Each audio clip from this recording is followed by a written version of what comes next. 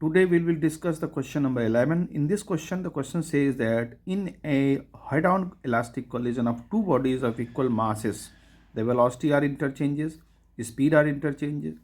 momentum interchanges, the faster body slow down and slower body speed up. तो देखें इसको, इस क्वेश्चन को करने के लिए सेम वही चीज़ है कि एक बॉडी है जिसका मास m1 है, इसकी स्पीड u1 है, और इसका मास m2 है, इसकी स्पीड u2 है, और ये कोलाइड करते हैं और कोलाइड करने के बाद उनके मासेस तो वही रहेंगे बट उनकी वेलोसिटी में चेंज आ जाएगा। देखिए ये जो चीज़ कह रहा है ये इलास्टिक कॉलिजन के केस में संभव है, जो ये ऑप्शन दिए गए हैं, और उनमें मासेस हमारे इक्वल होने चाहिए। अगर मासेस इक्वल हैं और इलास्टिक कॉलिजन हो रहा है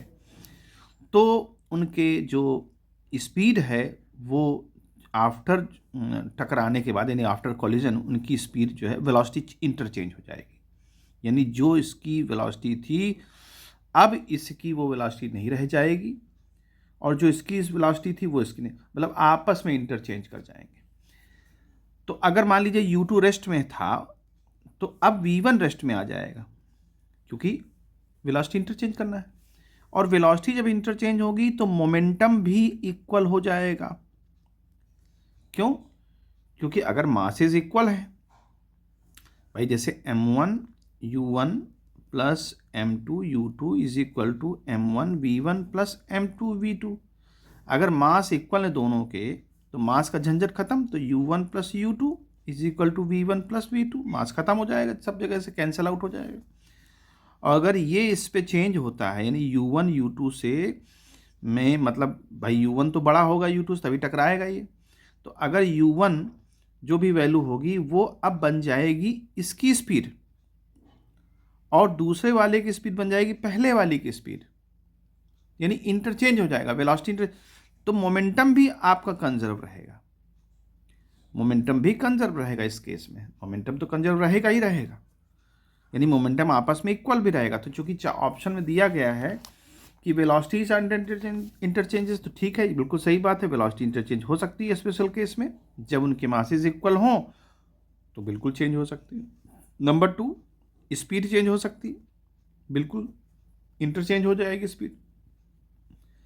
भाई हो सकता है कि ये बॉडी सेम डायरेक्शन में जा रही हो,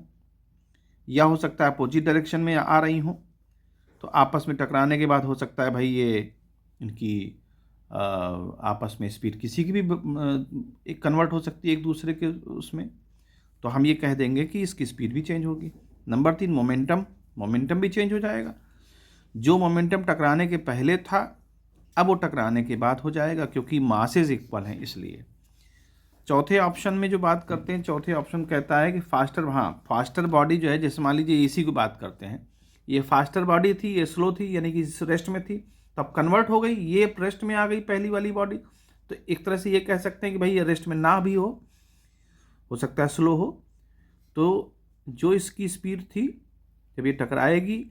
तो अब इसकी वाली इसमें चेंज हो जाएगी और इसकी दूसरे वाले की पहले में और पहले वाले की दूसरी बन जाएगी, यानी कि जो दूसरी वाली की स्पीड थी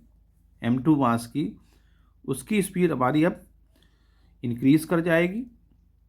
और m1 वाले मास की जो स्पीड है वो डिक्रीज कर जाएगी। तो इस तरह से इस क्वेश्चन को कर सकते हैं।